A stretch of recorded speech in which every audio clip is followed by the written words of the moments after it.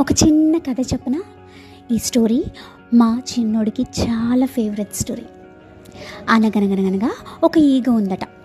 ఆ ఈగ అటు ఇటు దిక్కులు చూస్తూ ఏంటో అయోమయంగా ఉంది. అది చూసిన ఒక బర్డ్ వచ్చి ఏంటి అలా ఉన్నావు అని అడిగింది. అప్పుడు ఆ ఈగ నా పేరు మర్చిపోయానే, ఇప్పుడు ఎలాగో తెలియట్లేదు అందట. అప్పుడు బర్డ్ అందంట, అదిగో అక్కడ ఒక పేదరాశి పెద్దమ్మ కూర్చునుందా, తనని వెళ్ళి అడుగు అందట.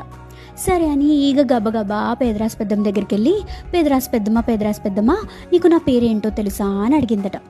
అరే నాకు తెలీదే, నాకు అసలే మతిమరుపు.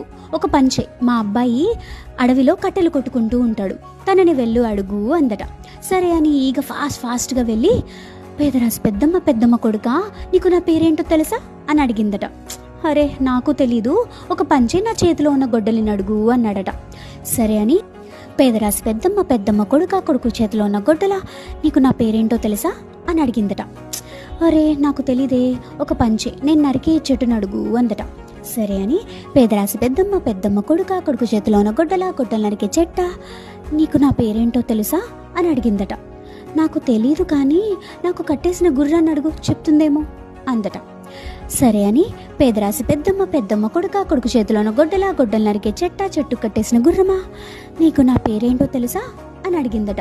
నాకు తెలియదు, కానీ నా బొజ్జులో ఉన్న పిల్లలకి నీ పేరు ఖచ్చితంగా తెలిసే ఉంటుంది, ఎందుకంటే ఎప్పుడు నీ గురించే చెప్తూ ఉంటాయి అని అందట. అవునా, సరే పిల్లలు నా పేరు చెప్పండి అని ఎలా అడిగిందటే, పేదరాశి పెద్దమ్మ కొడుకు చేతిలో ఉన్న గొడ్డలు నరికే చెట్టు కట్టేసిన గుర్రం బొజ్జులో ఉన్న పిల్లల నా పేరేంటి అని అడిగిందట. అప్పుడు ఆ పిల్లలు హహ మీ పేరేంటో నీకే తెలీదా, నీ పేరు ఈగ అన్నాయంట. అది మీకు కూడా ఈ స్టోరీ తెలిసినట్టయితే కింద కమెంట్ చేయండి.